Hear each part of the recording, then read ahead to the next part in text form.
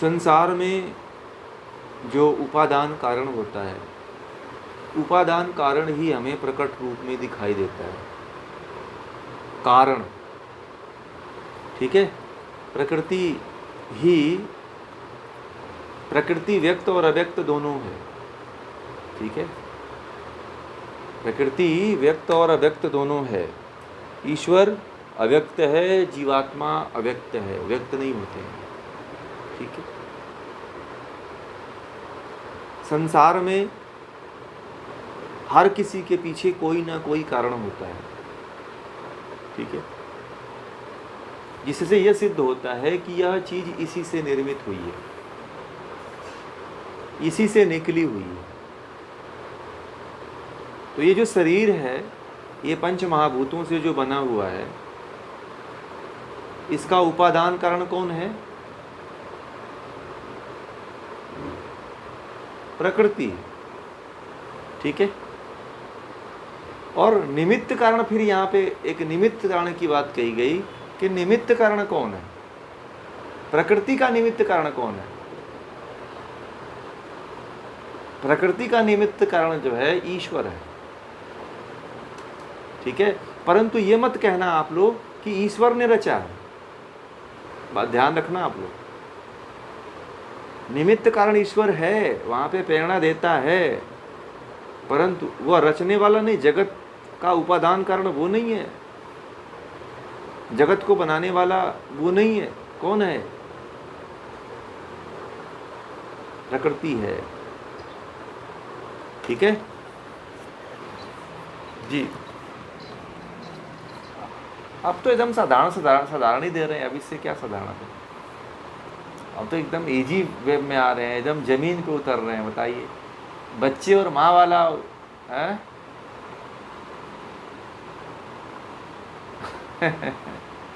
बच्चे और माँ का उदाहरण सबसे अच्छा है, इससे बेटर कुछ नहीं हो सकता है, ठीक है। और बच्चे और माँ के ऊपर किसका सबसे निमित्त कारण, किसका हाथ होता है? पिता का होता है कि नहीं होता है? बच्चे और माँ के ऊपर निमित्त कारण किसका होता है? निमित्त कारण कौन है? पिता है। समझ में आ गया? बस परिवार में ही रहिए, कहीं मत जाइए, ठीक है। परंतु पिता कभी नहीं कहता है कि मैंने किया है, ठीक है, साइलेंट ही रहता है।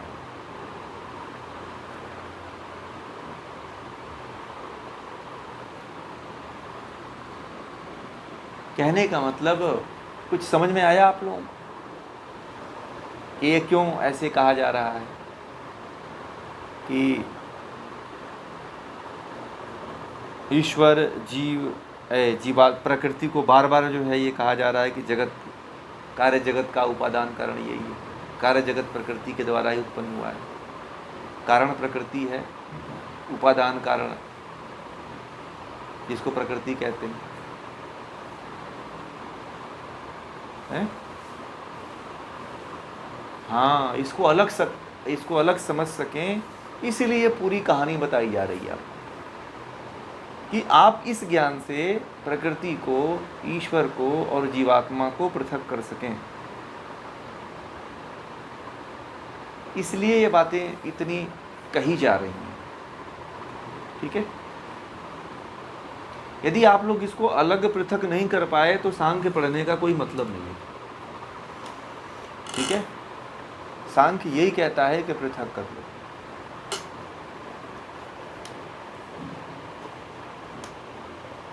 बताएं, सबसे आसान उपनिषद कौन, दर्शन कौन है पता है? वेदांत है। सबसे आसान, दुनिया का सबसे आसान दर्शन कौन है? वेदांत। वो कहता है कि किसी भी झंझट में मत पड़ो, चाहे मुक्ति हो चाहे न हो, ठीक है। किसी को अलग करने की आवश्यकता नहीं, सबको मान के चलो, मुक्त हो जाओ, सबको एक ही मान लो, जो होगा देखा जाएगा। इसीलिए वेदांत सबसे ज़्यादा पढ़ा जाता है, क्योंकि उसको सांख्य और योग को कोई समझा नहीं पाता है। ठीक है, सांख्य और योग को इतने गहनतम स्वरूप से कोई नहीं समझा पाता है, क्योंकि लोग खुद उलझे हुए हैं, इसलिए नहीं सुलझा पाते हैं। बड़े बड़े आप सन्यासियों को देखिएगा, वो भी उलझे हुए हैं, आप उनसे बात करिएगा। मैंने तो बड़े बड़े महामंडलेश्वरों से भी बात किया है, आप लोगों को बता दूं, मैं नाम नहीं लेता हूँ। मैं साधुओं के साथ सन्यासियों के पास जाता हूँ तो यही पूछता हूँ, बेचारे, उनसे भी मैंने बात किया है। दोष उनका नहीं है, हाँ, मैं दोष उनका नहीं है, ये दोष उनका नहीं है। उन्होंने तो जो जिस गुरु के पास आए उस गुरु को उन्होंने समर्पित कर दिया, और गुरु ने क्या किया, जिसमें वो था, जिसमें वो भी भटका हुआ था, वही ज्ञान अपने शिष्य को दे देता है।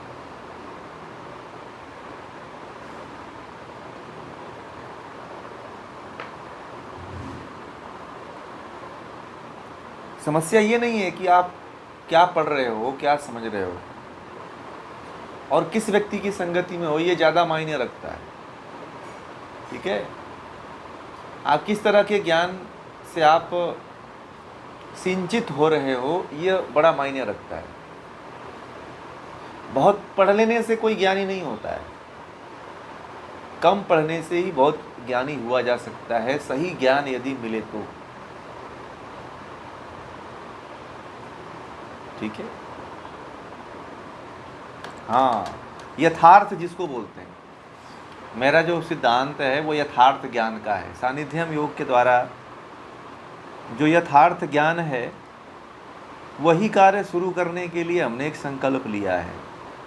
क्योंकि मैंने ये क्यों शुरू किया पता है आप लोगों को? मैंने इसलिए शुरू किया कि मैंने आध्यात्म के राह पे आए हुए लोगों को, दिन बीत गए, समय बीत गए, उम्र बीत गई, परंतु जिसके लिए घर छोड़ करके आए थे वह उनको नहीं मिल पाया। आज भी वह भटक रहे हैं, आज भी वह खाली हाथ है। इसलिए मैंने सोचा कि चलो मेरे द्वारा जितना हो सकता है, ठीक है, उतना करने का प्रयास करूंगा, और जो जागेंगे उनको जगाऊंगा।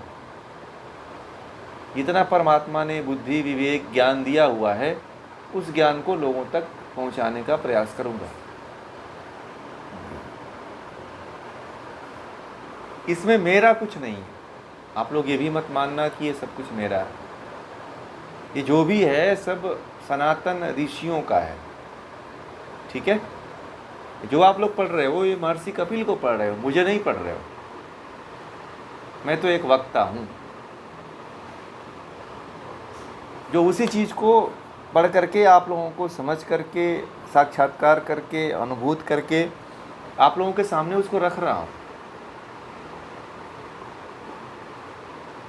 कि जिससे आप लोगों का भी कल्याण हो जाए। आजकल समय में कोई कल्याण नहीं चाहता है। ठीक है,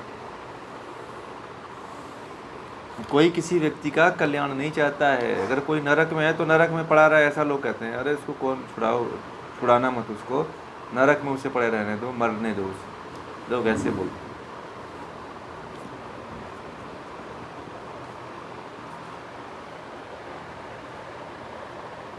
समझ में आ गई बातें? तो सही ज्ञान का तात्पर्य कहने का मतलब यही था कि सही ज्ञान जो है हर व्यक्ति को मिलना उसका जन्म सिद्ध अधिकार है, और चुनना सबसे बड़ी ज़रूरत है कि आप सही ज्ञान का चुनाव करो। आप ज्ञान और ज्ञान देने वाले बहुत हैं।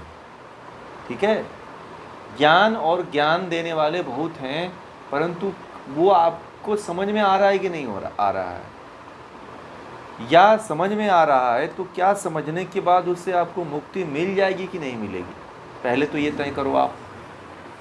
ठीक है, जिसके लिए हम आध्यात्म की तरफ आ रहे हैं, धर्म की तरफ आ रहे हैं, उससे वो चीज़ हमें मिलेगी कि नहीं मिलेगी, ये बहुत ज़्यादा मायने रखता है। ठीक है।